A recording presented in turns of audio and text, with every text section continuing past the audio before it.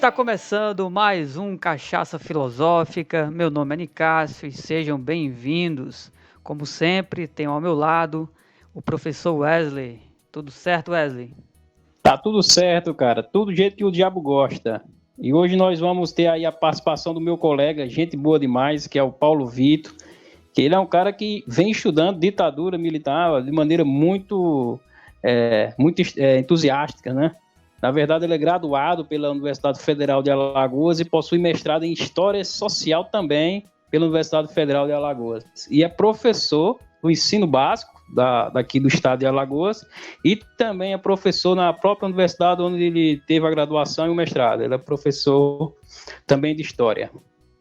Bem, então um tema muito interessante, né, sobre essa questão da ditadura no Brasil. E eu já preparei aqui a minha cervejinha.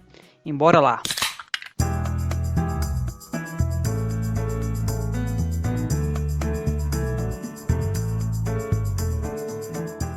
Pois é um grande prazer aqui estar recebendo o colega Paulo Vitor, cara que vem estudando esse assunto aí com muita atenção, com muita dedicação há algum tempo. A dissertação dele tocou sobre esse ponto. E eu queria, Paulo Vitor, aproveitar dessa sua inteligência, desse seu estudo, para trazer um pouco de informação ao nosso ouvinte que está interessado no tema. Bom, a questão que eu quero formular é no que tange justamente ao tema geral, que é o que nós propomos aqui pensar, que é o imaginário das pessoas com relação à ditadura do Brasil. Nós sabemos que houve esse governo militar de 64 a 85, muita gente, aliás, fala da ditadura com um certo saudosismo, e eu não sei se o ouvinte sabe, mas desde 89 sempre vem fazendo algumas pesquisas, né, de opinião pública sobre a questão da ditadura. E eu estava vendo aqui a de 2020, feita pela Datafolha, ligando para os populares, perguntando sobre a ditadura. E eu queria que você comentasse um pouco sobre esses números que eu vou te passar aqui, Paulo, que para mim foram surpreendentes em alguns pontos e outros não tanto, né?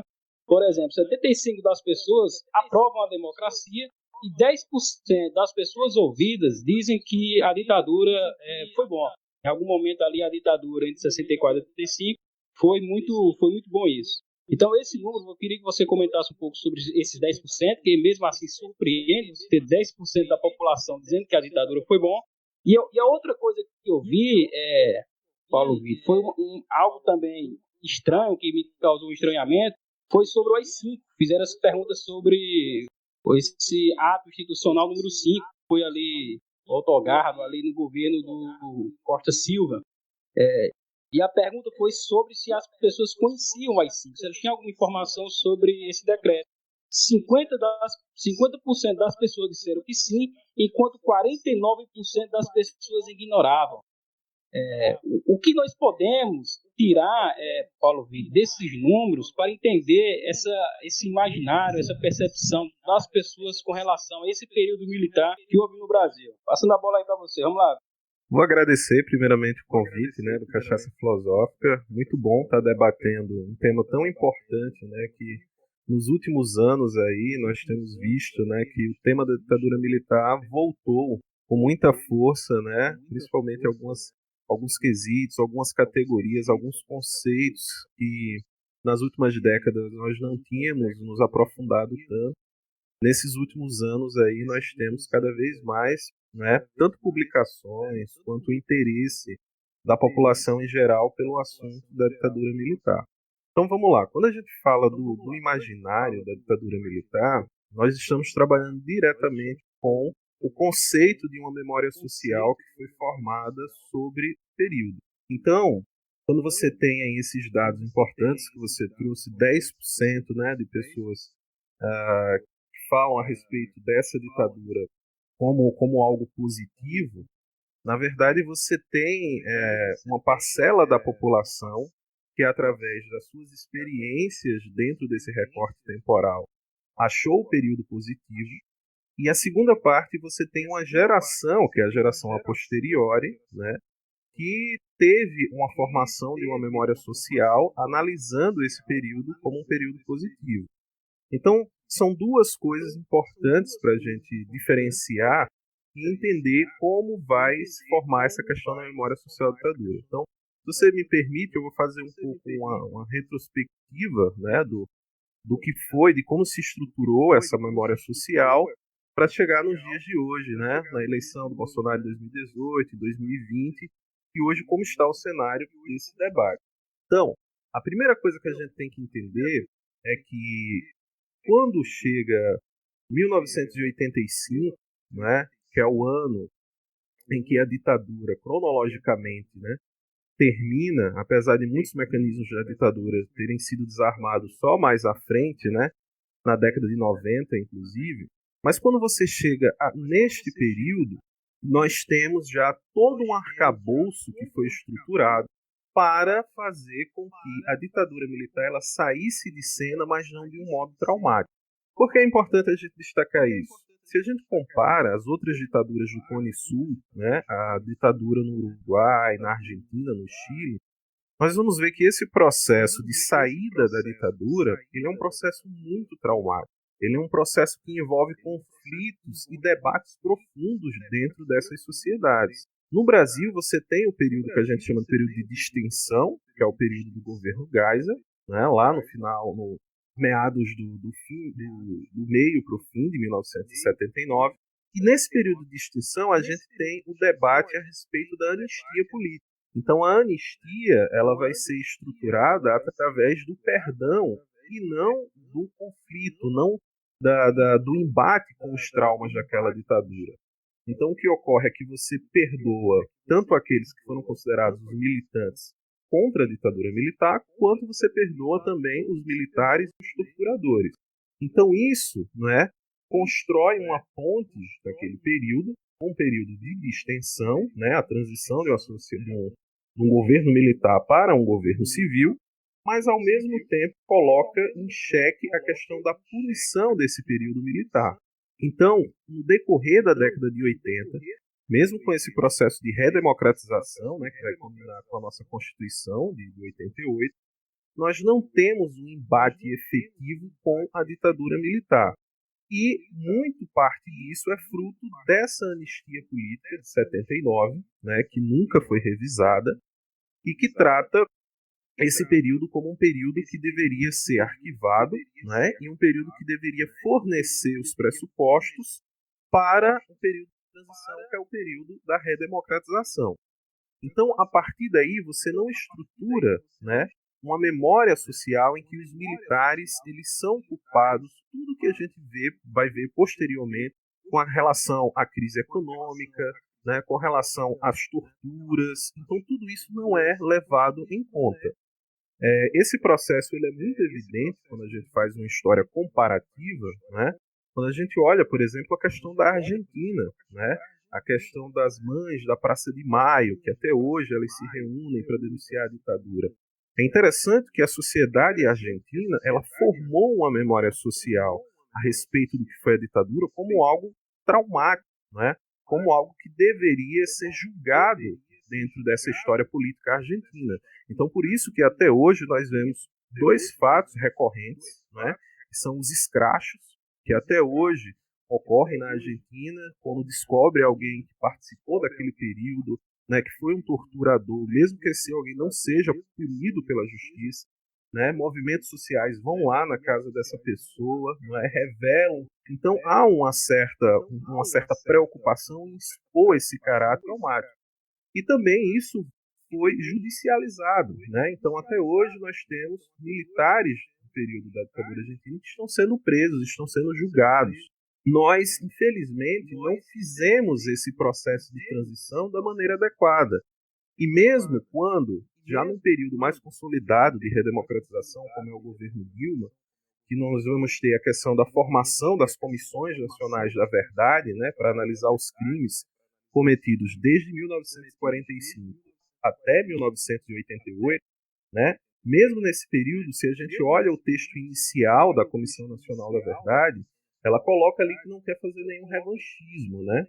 Ela coloca ali que, na verdade, só quer que as pessoas tenham direito à verdade dos fatos, mas nada de punitivismo, nada dos crimes são colocados em questão, o que é algo muito preocupante, né? Uma vez que tortura um fato imprescritível, né? Então, tortura é um crime que dura para sempre, tem que ser julgado.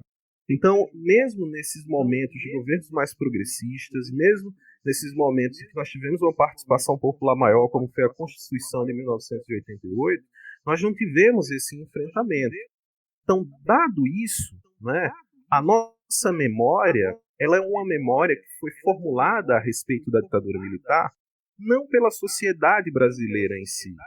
A memória que nós temos da ditadura militar durante muito tempo foi uma memória hegemônica de uma narrativa construída através de quem? De ex-militantes, né, do período, de pessoas que vivenciaram o período e principalmente nós temos no começo da década de 90, né, diversas pessoas que constroem uma certa narrativa a respeito da ditadura que foram militantes, né, de organizações armadas de esquerda, que foram pessoas que participaram ativamente, né, do processo de luta contra a ditadura militar.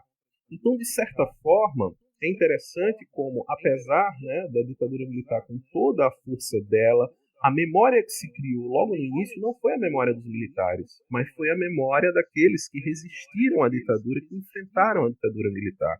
Então, só um exemplo, talvez, né, o nosso ouvinte conheça esse filme, né, O Que É Isso, Companheiro, né, que é um filme baseado na história do Fernando Gabeira. O primeiro foi livro, depois se tornou filme, né?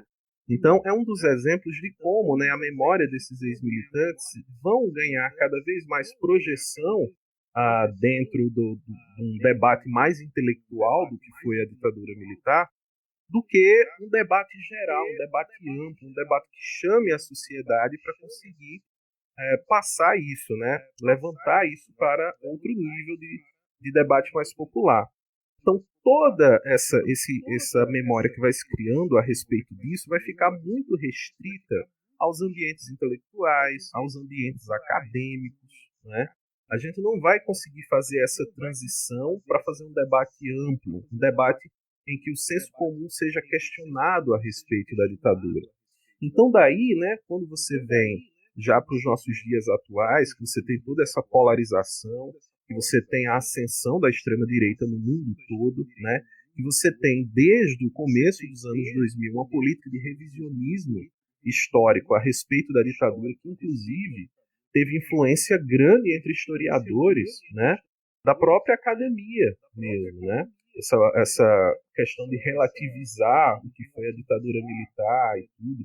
Isso vai ser um debate que vai partir da própria academia e a partir, né, desse debate vai começar a se ampliar cada vez mais, receber influências de outras vertentes e acabar estruturando, né, um pensamento que vai relativizar os crimes da ditadura, que vai colocar a ditadura como algo com pontos positivos, né, que vai também relativizar a atuação do que foi os movimentos de esquerda, do que foi a direita, muitas vezes comparando esses dois movimentos, né, no período, que vai colocar que tanto a esquerda quanto a direita foram golpistas, né, no período pré-ditadura militar, no golpe de 1964.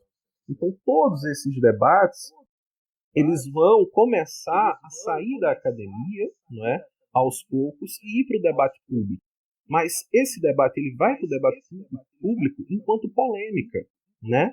E não enquanto um debate qualificado, com argumentos cada vez mais sólidos a respeito do período. Então é nesse período, né, por exemplo, em 2009, que a gente tem aquela manchete da Folha, né, que vai chamar a ditadura de dita branda, né? Então o debate, a relativização, ela começa a atingir também as grandes mídias, né? E isso cada vez começa a atingir uma população maior, começa a fazer um período de questionamento a respeito do que foi esse período da ditadura militar e trazer como algo tremendamente positivo, né? Então, aliando a questão do senso comum do que foi a ditadura, o meu avô viveu o período e disse que não tinha perseguição, né?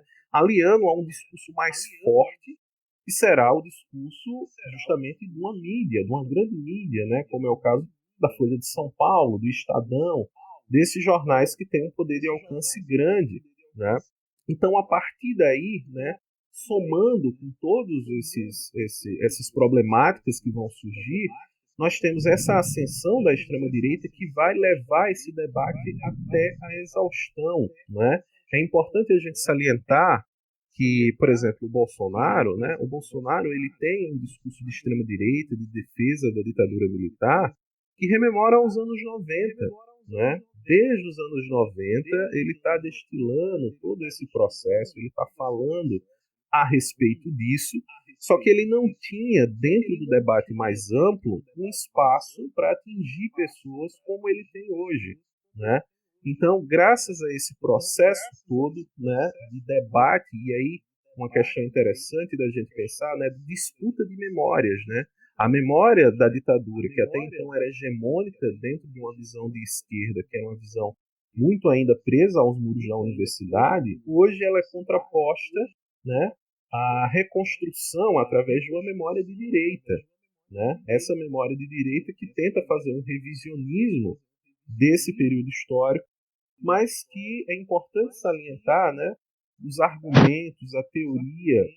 Até hoje, quando se discute a respeito da ditadura pelo viés do revisionismo, né, até hoje ainda carece de uma solidificação, né? Então, muito mesmo esse debate, como eu falei anteriormente, é um debate ainda muito em torno da polêmica e não dos fatos, não da análise, não do aprofundamento a respeito do que realmente foi esse período.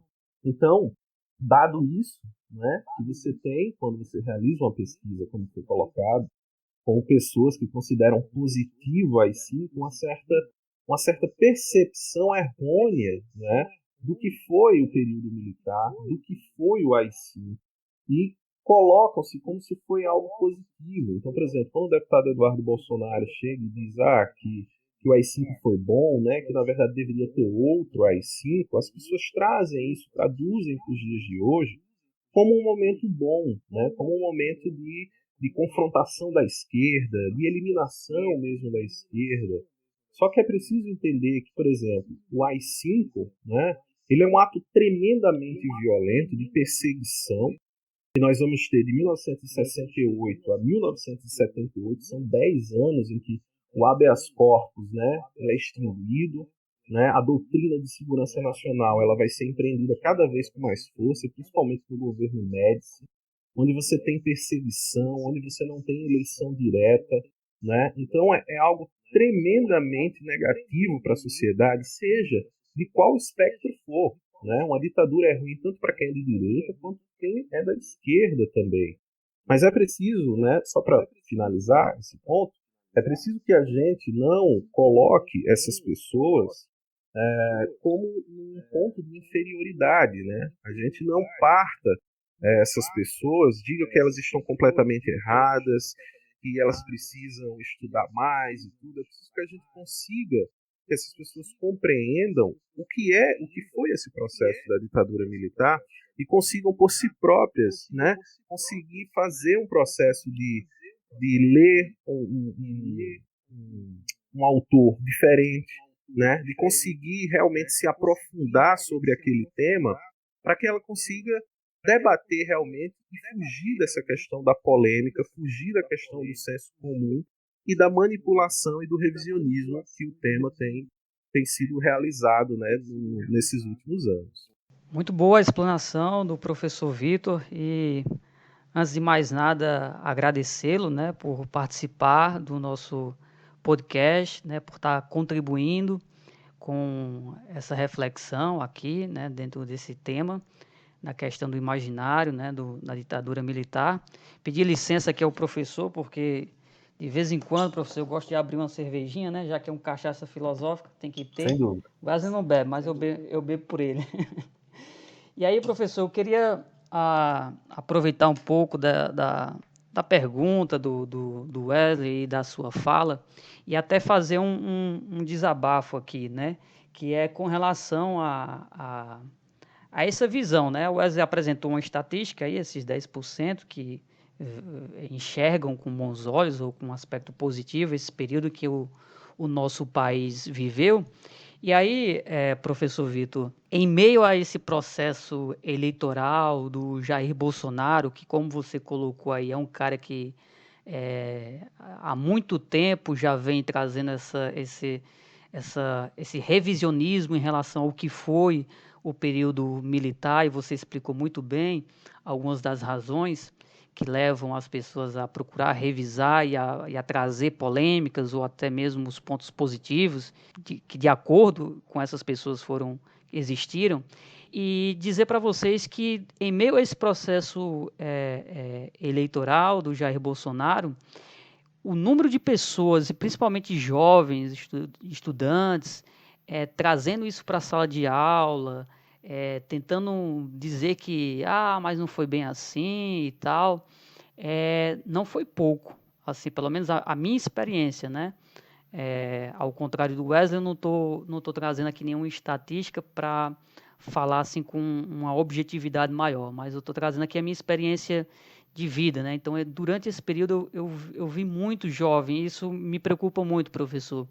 E a minha questão que eu gostaria de colocar aqui, que tem base com o que eu ouvi na época, durante esse período do processo eleitoral do Jair Bolsonaro, é no sentido de tentar entender o que desencadeou todo esse processo do regime militar. Porque a principal pergunta, ou questão, professor Vitor, que eu ouvia bastante desses jovens, né, era que o regime militar evitou um mal maior, que seria uma ditadura comunista, né?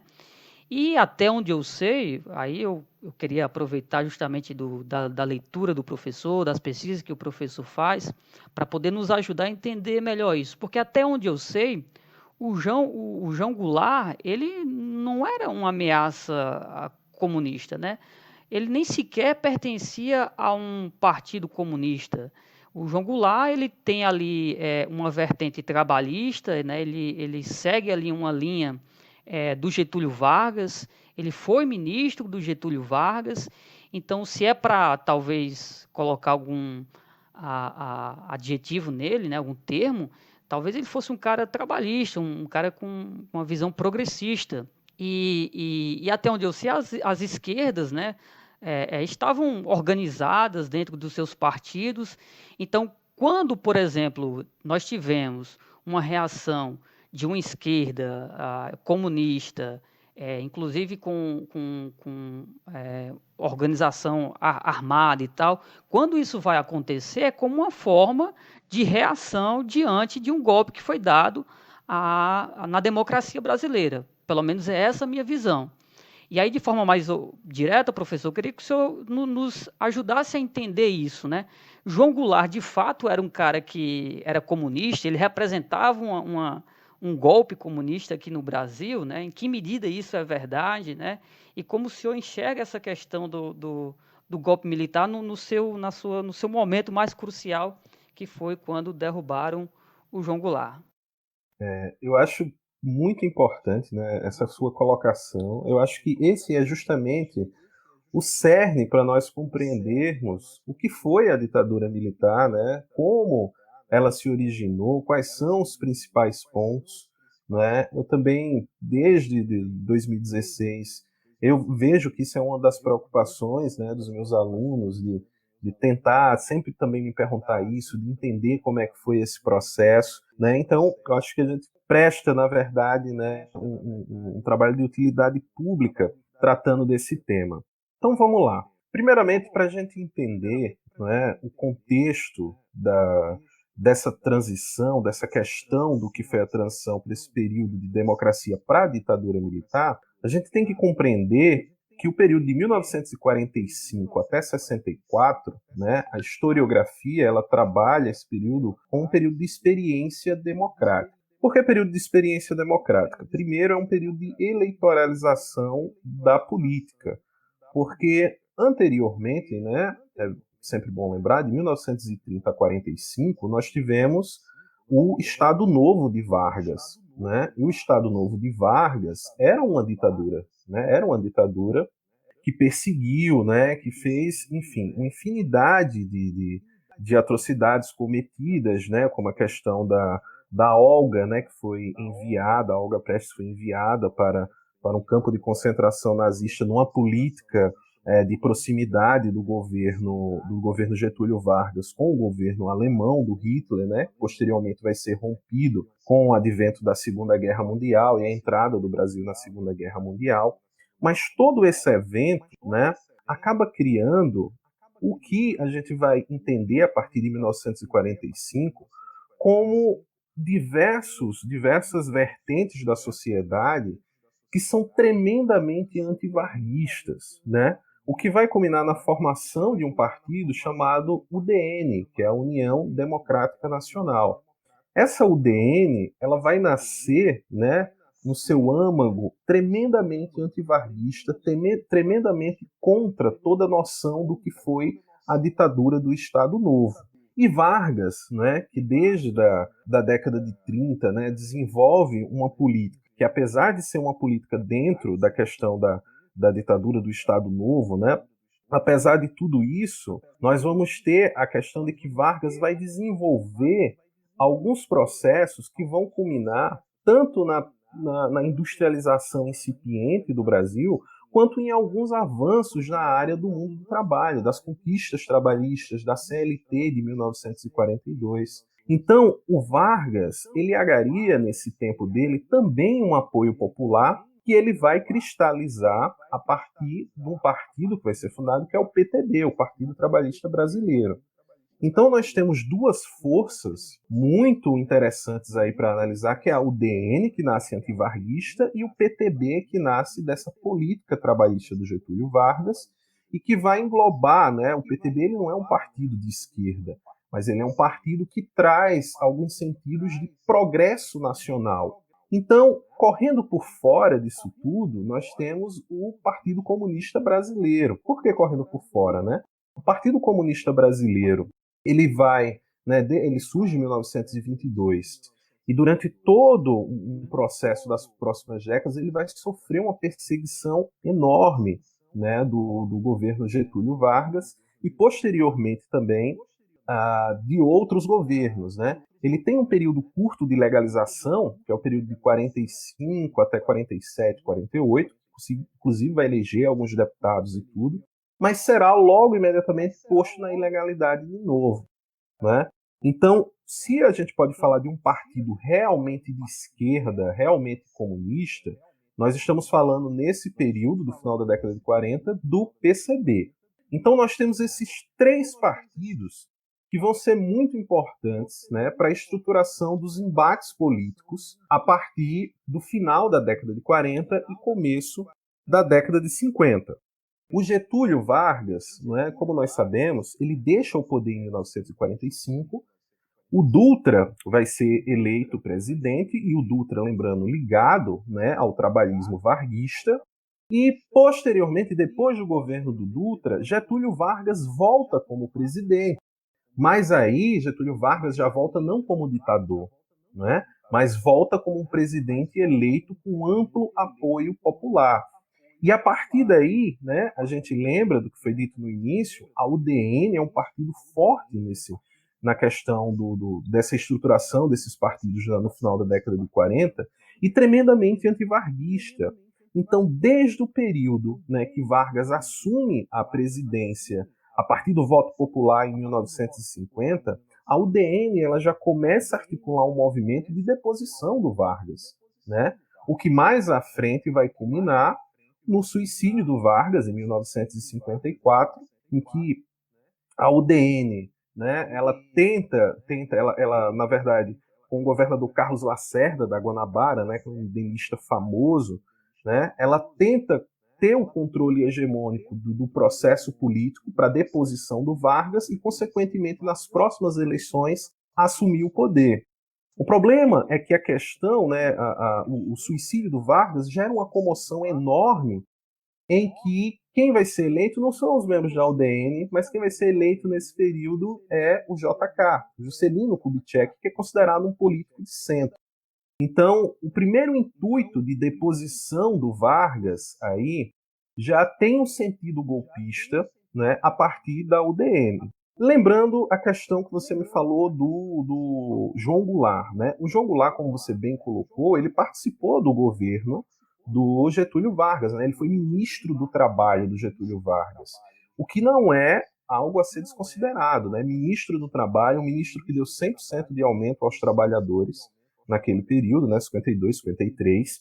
Então, tudo isso vai gerar também no João Goulart todo a questão do apoio popular que Getúlio tinha, de certa forma, ele é transferido para João Goulart, e também não só o apoio popular, mas os ódios da UDN também vão ser transferidos para o João Goulart, né? Então, digamos que o João Goulart é considerado um herdeiro político de todo esse imbróglio que o Getúlio Vargas vai criar desde a década de 30 até o suicídio dele em 1954.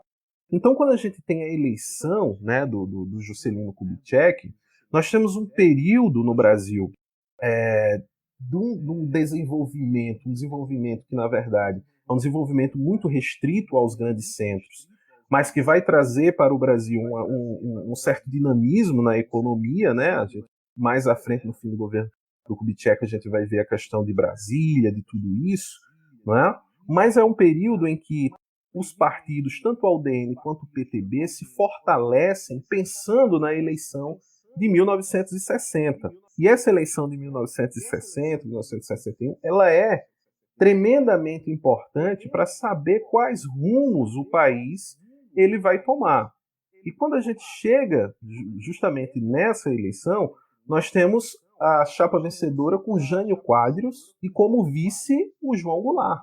Porque naquela época, né, não sei se o nosso ouvinte sabe, mas as eleições elas eram separadas, né? Você tinha a eleição para presidente e tinha a eleição para o vice-presidente, né? E o João Goulart ele acaba recebendo mais votos que o próprio Jânio Quadros, né? Então, para entender como essa figura do João Goulart ela está sendo gestada, está sendo fermentada desde o começo da década de 50 e vai crescendo até quando o João Goulart chega como presidente.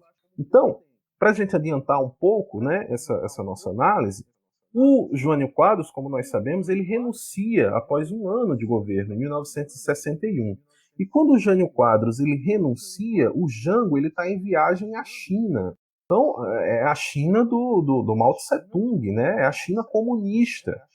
Então, logo nesse primeiro momento, né, os deputados udenistas têm o intuito de não deixar o João Goulart voltar da China para assumir, né? Inclusive, nós temos hoje a documentação da época que prova, inclusive as Forças Armadas na época, em reunião de cúpula, pensaram em fazer com que o avião do Jango não retornasse da China para que outro governo pudesse assumir e como esse governo fosse a UDN. Então veja o que é que nós temos aí, né? Um cenário de conflito muito grande, de incerteza muito grande, e aí a gente já pode contar. Primeira tentativa, né, da UDN assumir o poder lá quando depois Vargas não conseguiu, foi eleito Juscelino Kubitschek. No final da década de 60, com a eleição, tentou, né, um presidente novamente, não conseguiu, né, ele foi eleito Jânio Quadros, e agora novamente, quando o Jânio Quadros renuncia, nós temos o Jango prestes a assumir a presidência e a UDN novamente contra esse processo. Então, dentro disso tudo, né, o João Goulart ele vai conseguir voltar, apesar disso tudo, graças a uma figura, né, que inclusive a gente deveria estudar mais, falar mais dessa figura, que é a figura do Leonel Brizola, né? O Leonel Brizola ele vai criar em 1961 a Cadeia da Legalidade, a Rádio da Legalidade. Ele na época era governador do Rio Grande do Sul, né? E a partir daí ele vai incitar a população, falar à população que o presidente, na verdade, agora é o João Goulart, porque ele era o vice do Jânio, ele que deve assumir. Não deve ser uma junta militar que deve assumir com apoio da UDN. Então, graças a todo esse processo, o João Goulart consegue voltar, consegue assumir a presidência da República, mas não assume com plenos poderes a presidência da República. Ele volta, mas ele volta basicamente tutelado, como num regime de parlamentarismo. Ele não consegue poderes totais para governar, justamente porque tinham esse medo, tinham todo esse receio que o João Goulart ele fosse um comunista, que ele fosse aliado, né, dessas forças e tudo. Então, o João Goulart ele só vai conseguir assumir poderes plenos a partir de 1963, né? A partir de 1963 ele lança um plebiscito, né? E a população vai responder que quer o governo do João Goulart com poderes plenos.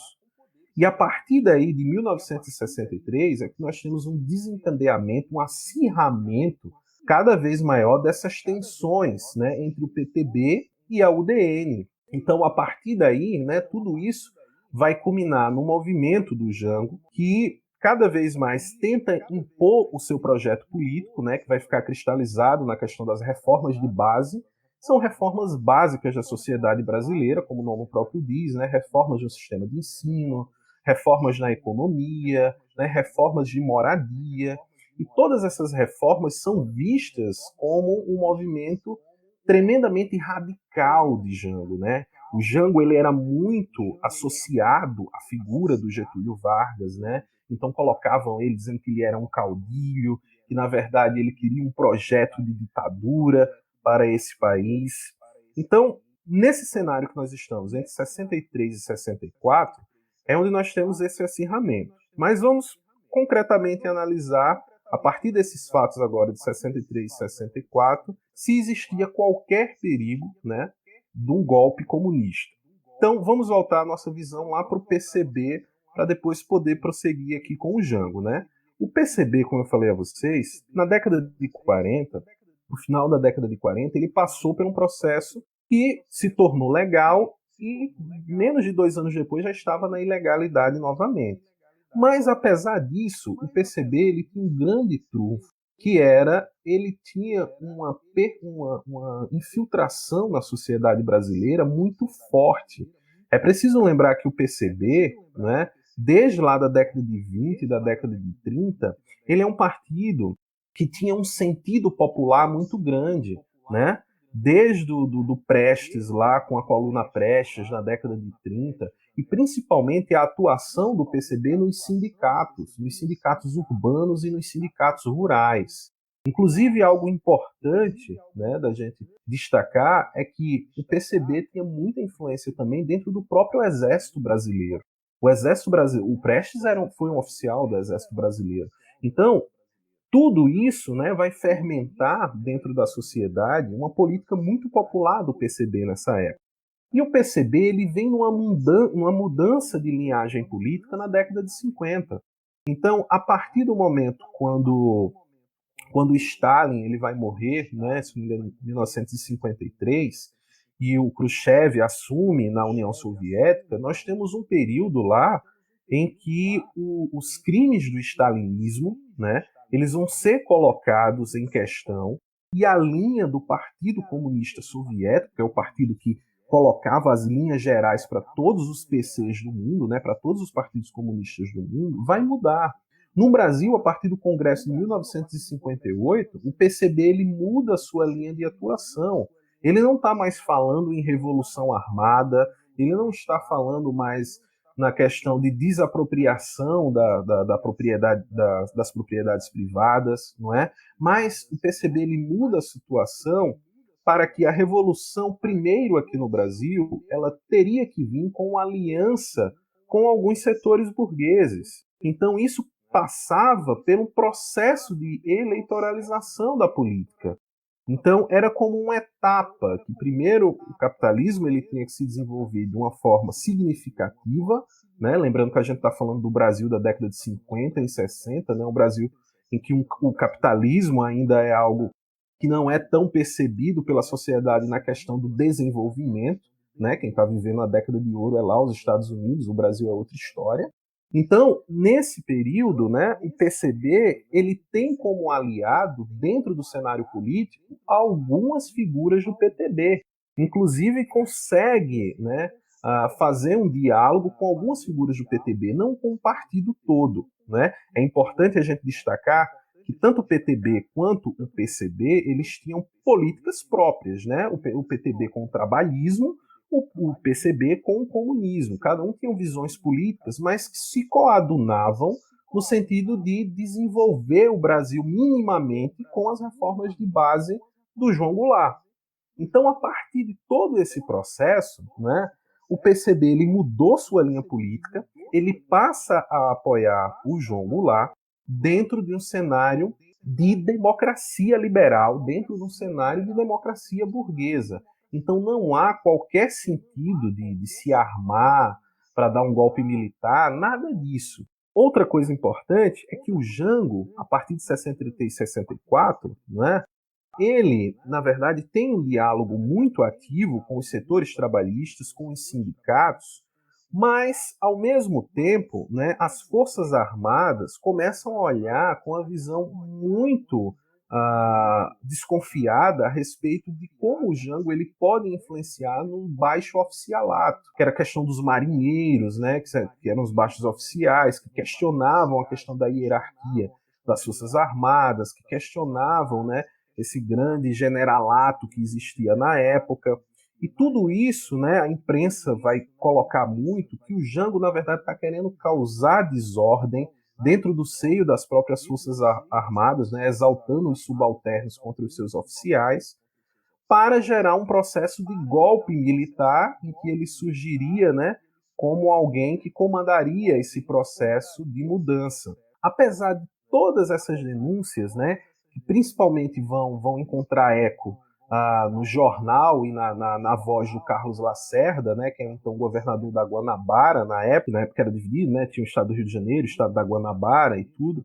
Então, nesse período é que você tem um confronto muito grande entre as Forças Armadas, que desde lá do período de Getúlio Vargas, né, que ele assume na década de 50, já viam com maus olhos a influência trabalhista, e isso vai culminar num alinhamento cada vez maior de setores importantes que vão combater o governo Jango, que são as Forças Armadas, né, Exército, Marinha e Aeronáutica, a UDN, né, nós vamos ter também a influência de setores da Igreja Católica nisso, e aí entra um apoio fundamental que sem ele o golpe de 64 não teria se concretizado, que é o apoio do Departamento de Estado norte-americano.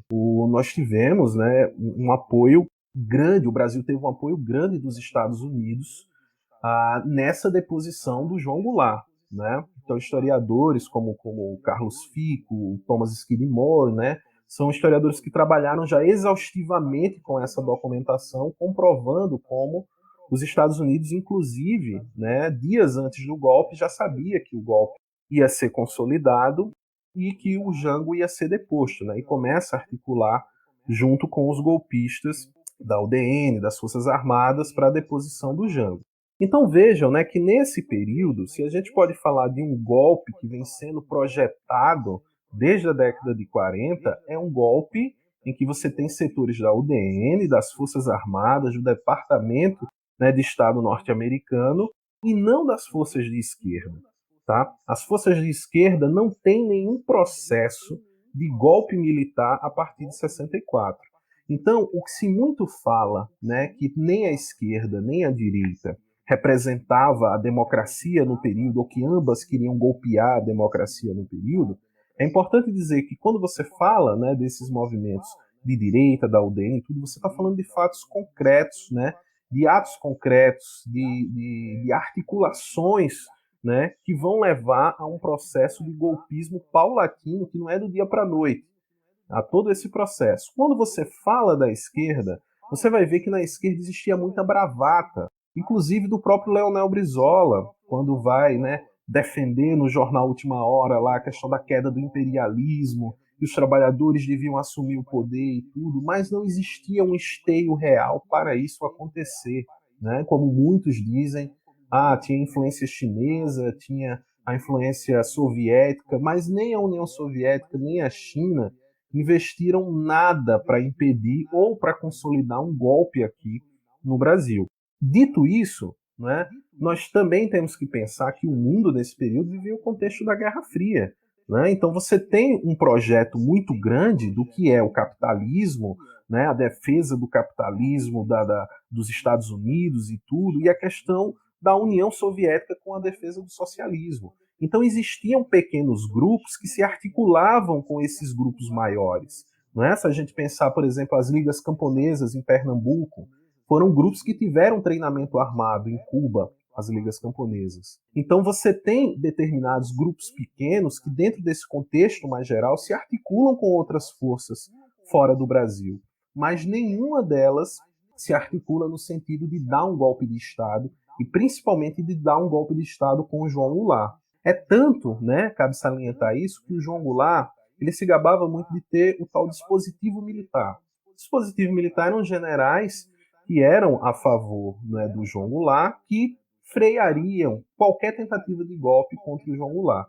A gente viu que nem esse dispositivo, que era um dispositivo governamental, funcionou dentro dessa lógica da resistência da esquerda. E após o golpe de 64, né, não houve resistência nenhuma da esquerda. Né? Nós temos a derrubada total, a perseguição total desses elementos de esquerda. Então, se a esquerda ela poderia dar um golpe nesse período, é muito estranho que ela não tenha resistido à influência e ao golpe que se deu aos poucos, né? Na verdade, a gente não pode pensar 31 de março como o dia em que tudo aconteceu. Esses golpes vão sendo dados aos poucos e vai culminar no 31 de março. Então não houve resistência, né? Então fica difícil sustentar historicamente que o Jango tinha qualquer sentido golpista, que a própria esquerda da época, representada pelo PCB, que era o partido mais forte, tinha um sentido de tomar o poder pela via armada. Não tinha, porque a linha do partido era outra desde 1958.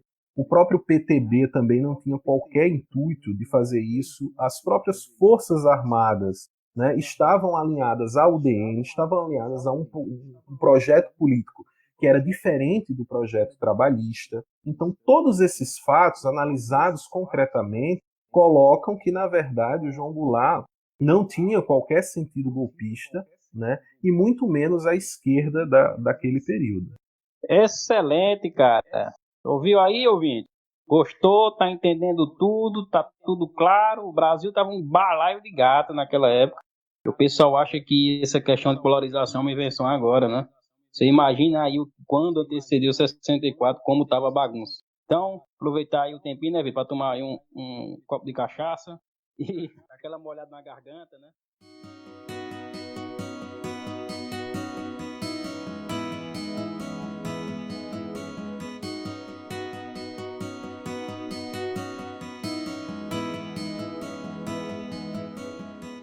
Bem, pessoal, então chegamos aqui ao final dessa primeira parte do nosso podcast sobre esse assunto acerca da ditadura militar.